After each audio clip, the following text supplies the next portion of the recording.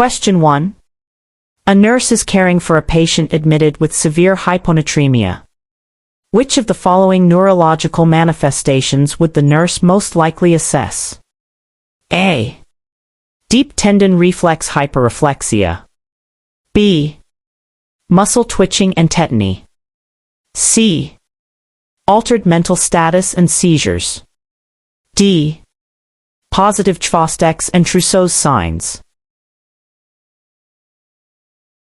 Answer: C. Altered mental status and seizures. This question tests your knowledge of the clinical manifestations of severe hyponatremia, where the keyword severe indicates a need to consider critical signs. Hyponatremia, particularly when severe or rapid in onset, causes cerebral edema due to fluid shifting into brain cells, leading to altered mental status, headache, lethargy, confusion, and potentially life-threatening seizures and coma. The other options are more commonly associated with hypocalcemia or hyperreflexia, not typically severe hyponatremia. Always remember that brain swelling is the major danger with low sodium, making neurological changes your top concern. Question 2. A patient in the ICU is experiencing severe hyperkalemia. Which electrocardiogram, ECG, change is most concerning and requires immediate intervention? A. Peak T waves. B. Prolonged PR interval. C. Widened QRS complex. D. Sine wave pattern. Answer: D. Sine wave pattern. This question assesses your understanding of critical ECG changes in hyperkalemia, with most concerning pointing to the most life-threatening rhythm. The progression of hyperkalemia on an ECG typically starts with peak T waves, then a prolonged PR interval, followed by a widened QRS complex. However, a sine wave pattern represents a critical, pre-arrest rhythm indicating severe myocardial instability and impending ventricular fibrillation or asystole. Recognizing this specific pattern demands immediate intervention to stabilize the patient. Always remember that a sine wave pattern in hyperkalemia is an emergency sign that requires immediate action to prevent cardiac arrest. Question 3.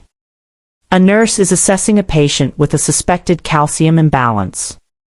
Upon tapping the patient's facial nerve anterior to the ear, the nurse observes a brief twitching of the ipsilateral facial muscles. This finding indicates a positive A. Trousseau's sign. B. Chvostek's sign. C. Koenig's sign. D. Brudzinski's sign. Answer: B. Chvostek's sign. This question focuses on specific assessment findings for electrolyte imbalances, specifically hypocalcemia. The key phrase, tapping the patient's facial nerve and twitching of the ipsilateral facial muscles, directly describes Chvostek's sign, which is a classic indicator of increased neuromuscular excitability due to hypocalcemia. Trousseau's sign involves carpal spasm induced by inflating a blood pressure cuff, while Koenig's and Brudzinski's signs are associated with meningeal irritation. Recognizing these specific physical assessment findings helps quickly identify electrolyte disturbances. Question 4. A patient is admitted with hypernatremia and severe dehydration. The primary nursing intervention should focus on A. Administering a hypertonic saline solution. B. Restricting oral fluid intake. C. Slowly infusing a hypotonic solution. D. Administering a loop diuretic. Answer: C. Slowly infusing a hypotonic solution. This question targets the appropriate management of hypernatremia, emphasizing severe dehydration as a key clue. Hypernatremia often results from a water deficit, so the goal is to safely replace free water. Administering a hypotonic solution, such as 0.45% NaCl, half normal saline, helps to dilute the excess sodium and rehydrate cells. The infusion must be slow to prevent rapid fluid shifts, which could lead to cerebral edema. Remember to correct sodium levels gradually to avoid neurological complications like brain swelling. Question 5. A patient with severe hypokalemia, potassium level 2, 5 milliequivalent/L, is receiving intravenous potassium chloride. Which nursing action is most critical during the infusion? A. Administering potassium as a rapid 4 bolus. B. Monitoring for Chvostek's and Trousseau's signs. C. Assessing the patient's cardiac rhythm continuously. D. Encouraging intake of potassium-rich foods immediately. Answer: C. Assessing the patient's cardiac rhythm continuously. This question highlights the most critical nursing intervention during 4 potassium administration for severe hypokalemia. The keyword "most critical" directs you to the most immediate life-threatening concern. Both hypokalemia and rapid 4 potassium infusion can cause significant cardiac dysrhythmias, making continuous cardiac monitoring essential for patient safety. Rapid 4 bolus of potassium can be fatal, and assessing for Chvostek's and Trousseau's signs relates to hypocalcemia, not hypokalemia. Always prioritize cardiac monitoring when managing potassium imbalances due to their direct impact on heart function. Question 6. A patient with chronic kidney disease presents with muscle weakness, diminished deep tendon reflexes, and lethargy. A serum magnesium level of 3.2 mg/dl, normal 1.8-2, 6 mg/dl, is reported. The nurse anticipates which medication might be administered to lower the magnesium level. A. Magnesium sulfate. B. Oral magnesium supplements. C. For calcium gluconate. D. Aluminum hydroxide. Answer: C. For calcium gluconate. This question tests your knowledge of hypermagnesemia management in the context of chronic kidney disease. The patient's symptoms: muscle weakness, diminished DTRs, lethargy, and elevated magnesium level point to hypermagnesemia. While the kidneys normally excrete magnesium, impaired renal function causes accumulation. Intravenous calcium gluconate is often administered as an antagonist to magnesium's neuromuscular effects, particularly when cardiac symptoms are present, to transiently stabilize the heart and reduce immediate toxicity. Remember that calcium is an antidote for the acute effects of high magnesium. Question 7. A patient being treated for severe malnutrition develops hypophosphatemia. The nurse should primarily monitor for which of the following complications? A. Hyperactive deep tendon reflexes. B. Metabolic alkalosis. C. Muscle weakness and respiratory compromise. D. Hypertension and bradycardia. Answer: C. Muscle weakness and respiratory compromise. This question addresses the critical effects of hypophosphatemia, especially in the context of severe malnutrition, which can lead to refeeding syndrome and electrolyte shifts. Phosphate is essential for muscle function, including respiratory muscles. Severe hypophosphatemia can cause profound muscle weakness, leading to difficulty breathing and respiratory failure due to diaphragm dysfunction.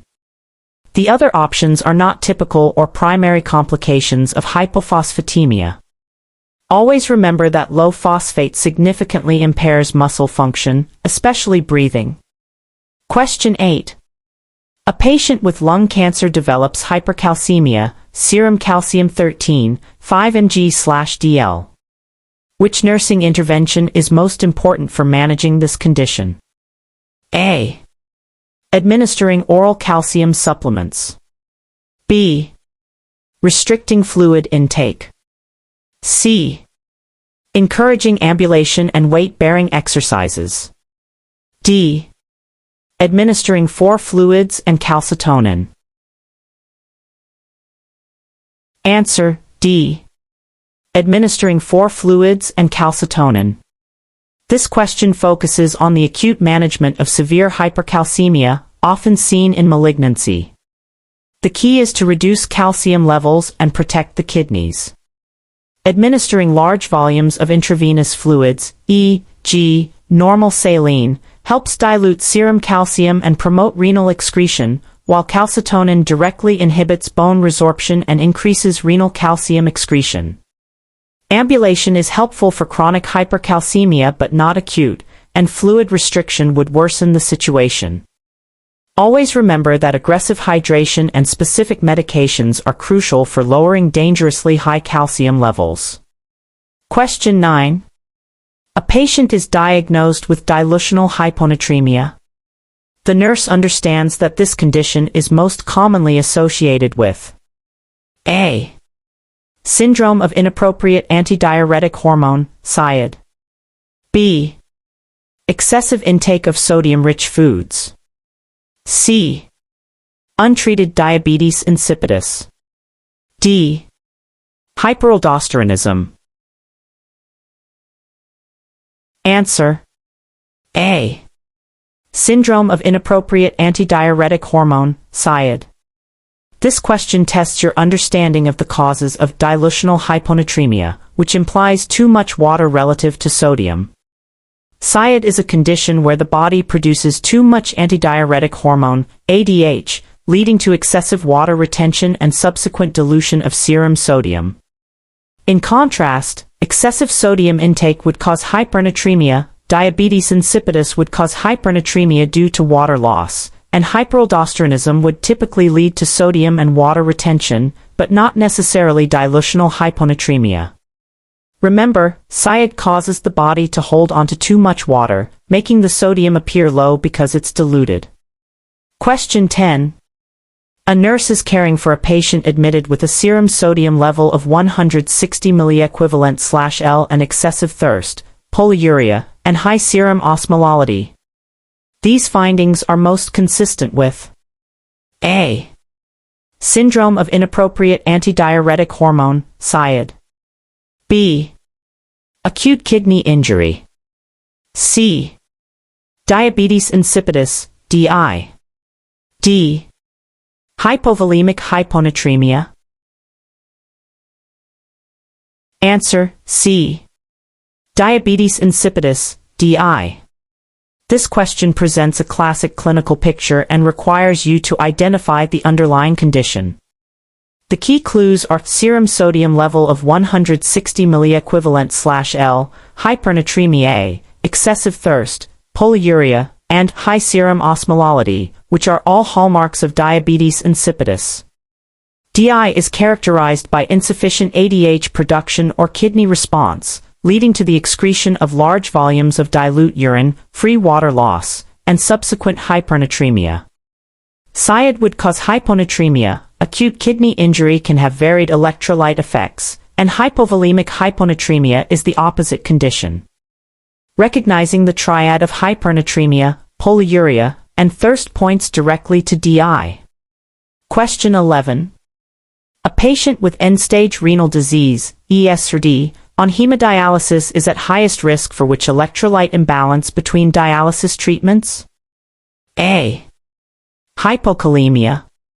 B. Hypophosphatemia. C. Hypermagnesemia. D. Hyponatremia.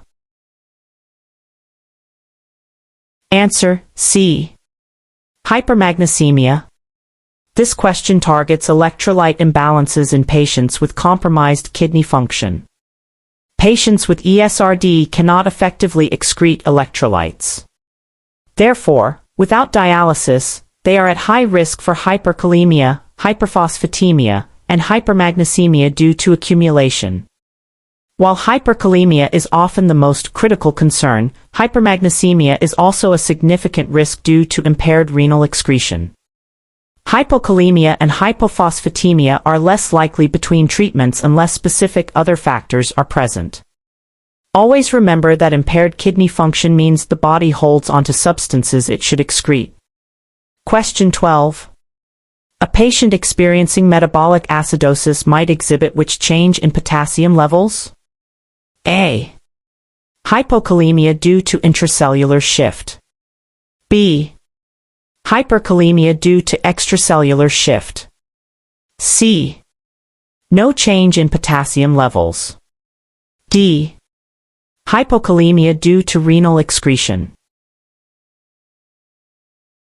Answer B. Hyperkalemia due to extracellular shift. This question tests your understanding of the relationship between acid-base balance and potassium. In metabolic acidosis, hydrogen ions, H+, move into cells for buffering, and in exchange, potassium ions, K+, move out of the cells into the extracellular fluid to maintain electrical neutrality. This shift results in hyperkalemia, even if total body potassium stores are normal. Renal excretion might increase initially but often cannot compensate for severe shifts. Remember, acidosis drives potassium out of cells and into the blood. Question 13. A patient with symptomatic hyperkalemia, K plus 6, 8 milliequivalent/L, and ECG changes, widened QRS, is receiving 4 insulin and dextrose. What is the primary goal of this intervention? A. To remove potassium from the body via urine. B. To stabilize the cardiac cell membrane. C. To shift potassium from the extracellular space into cells. D. To increase total body potassium stores. Answer C. To shift potassium from the extracellular space into cells. This question focuses on the mechanism of action for a common treatment for hyperkalemia. For insulin, administered with dextrose to prevent hypoglycemia, stimulates the sodium-potassium pump, which drives potassium from the extracellular fluid back into the intracellular space. This temporarily lowers serum potassium levels while the body processes and excretes the excess. Stabilizing the cardiac membrane is achieved with calcium, and diuretics or dialysis remove potassium from the body. Remember, insulin and dextrose are used to quickly move potassium, not remove it from the body directly. Question 14.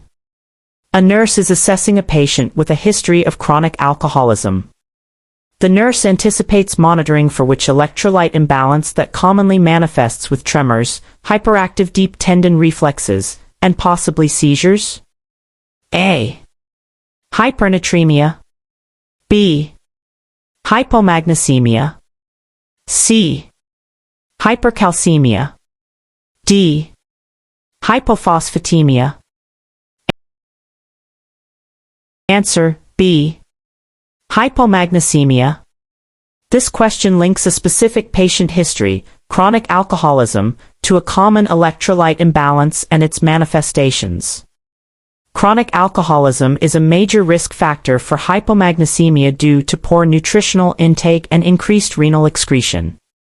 Magnesium deficiency causes increased neuromuscular excitability, leading to symptoms like tremors, hyperactive deep tendon reflexes, and in severe cases, seizures. While alcoholics can have other imbalances, these specific symptoms strongly point to low magnesium. Think of magnesium as a natural tranquilizer for the nervous system. Without enough, things get hyperexcitable. Question 15. When administering 4-calcium to a patient with severe hypocalcemia, which nursing consideration is paramount? A. Administering rapidly to achieve quick correction. B. Avoiding concurrent administration with phosphate. C. Infusing through a central line only. D. Monitoring for signs of hyperkalemia. Answer B. Avoiding concurrent administration with phosphate. This question addresses a critical safety consideration when administering 4-calcium. Calcium and phosphate have an inverse relationship and can precipitate together, forming insoluble complexes that can block blood vessels if administered concurrently in the same line or too close in time. While slow administration is important to prevent cardiac arrhythmias and continuous cardiac monitoring is necessary, avoiding phosphate co-administration is a specific chemical incompatibility concern. Remember, calcium and phosphate are like magnets for each other. They will bind up, so keep them separate. Question 16. A patient with newly diagnosed diabetes insipidus, DI, is receiving desmopressin, DAP. The nurse should closely monitor for which potential electrolyte imbalance as a complication of DAP therapy? A. Hypernatremia. B. Hypokalemia. C. Hyponatremia. D. Hypercalcemia. Answer, C. Hyponatremia. This question tests your understanding of potential complications of DI treatment. Desmopressin, DAP, is an antidiuretic hormone, ADH, analog that helps the kidneys reabsorb water, treating the polyuria and polydipsia of DI. However, if too much DAP is given or fluid intake is excessive, it can lead to excessive water retention, causing dilutional hyponatremia. The nurse must balance water retention to prevent dehydration without causing fluid overload. Remember, DAP helps you hold on to water, so too much can lead to too much water and diluted sodium. Question 17. A severely malnourished patient begins enteral feeding and develops weakness, shallow respirations, and a low serum phosphate level. This clinical picture is most indicative of A. Metabolic alkalosis. B. Refeeding syndrome. C. Diabetic ketoacidosis. D. Acute liver failure. Answer, B. Refeeding syndrome. This question describes the classic presentation of refeeding syndrome. The keywords severely malnourished, begins enteral feeding, weakness, shallow respirations, and low serum phosphate strongly point to this condition. When a malnourished individual is rapidly refed, the sudden shift from fat to carbohydrate metabolism causes a massive intracellular shift of phosphate, potassium, and magnesium, leading to severe hypophosphatemia, hypokalemia, and hypomagnesemia, which can cause cardiac arrhythmias, respiratory failure, and neurological complications. Recognizing this cluster of symptoms in a vulnerable patient is crucial. Question 18. A patient with severe burns is at high risk for significant fluid and electrolyte shifts. The nurse should prioritize monitoring for which early electrolyte abnormality in the immediate post-burn period? A. Hyperkalemia. B. Hypocalcemia. C. Hypomagnesemia. D. Hypernatremia. Answer, A. Hyperkalemia. This question focuses on early electrolyte changes in severe burn injury. In the immediate post-burn period, severe tissue damage and cellular destruction cause potassium to leak out of the damaged cells into the extracellular fluid, leading to hyperkalemia. This can be exacerbated by acidosis and renal dysfunction. While other imbalances may develop later, hyperkalemia is a primary and potentially life-threatening concern in the initial hours to days post-burn. Remember, damaged cells spill their guts, releasing potassium into the bloodstream. Question 19. A nurse is reviewing medication orders for a patient receiving a loop diuretic, for example, furosemide. The nurse anticipates needing to monitor for and potentially supplement which electrolytes? A. Sodium and chloride. B. Potassium, calcium, and magnesium. C. Phosphate and bicarbonate. D. Glucose and protein. Answer, B. Potassium, calcium, and magnesium. This question assesses your knowledge of the common side effects of loop diuretics. Loop diuretics work in the loop of Henle and inhibit the reabsorption of sodium, chloride, and water. As a result, they increase the excretion of these along with other electrolytes, notably potassium, calcium, and magnesium. Therefore, patients on loop diuretics are at risk for hypokalemia, hypocalcemia, and hypomagnesemia. Always remember that loops lose many electrolytes, especially potassium, calcium, and magnesium. Question 20. A patient with Addison's disease, adrenal insufficiency, experiencing an adrenal crisis would most likely present with which electrolyte imbalance? A. Hypernatremia and hypokalemia. B. Hyponatremia and hyperkalemia. C. Hypercalcemia and hypophosphatemia. D. Hypermagnesemia and hypocalcemia. Answer B. Hyponatremia and hyperkalemia. This question targets the specific electrolyte imbalances associated with adrenal insufficiency. Addison's disease involves insufficient production of adrenal hormones, including aldosterone. Aldosterone's primary role is to reabsorb sodium and excrete potassium. Without sufficient aldosterone, the body loses sodium and retains potassium, leading to hyponatremia and hyperkalemia.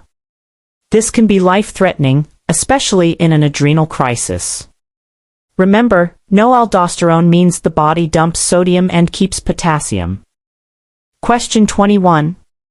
A critically ill patient has a serum sodium level of 128 milliequivalent/L, and physical assessment reveals jugular venous distension, crackles in the lungs, and peripheral edema.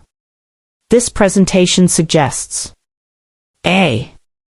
Hypovolemic hyponatremia. B. Hypervolemic hyponatremia. C. Euvolemic hyponatremia. D. Hypertonic hyponatremia. Answer B. Hypervolemic hyponatremia. This question requires you to differentiate types of hyponatremia based on fluid status. The sodium level of 128 milliequivalent/L indicates hyponatremia. The physical assessment findings of jugular venous distension, crackles in the lungs, and peripheral edema are classic signs of fluid overload, which means the patient is hypervolemic. Therefore, the combination indicates hypervolemic hyponatremia, where excess water dilutes the sodium. Remember to always consider the patient's fluid volume status when interpreting sodium levels. Question 22.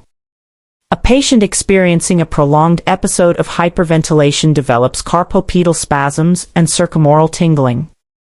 These symptoms are most consistent with A.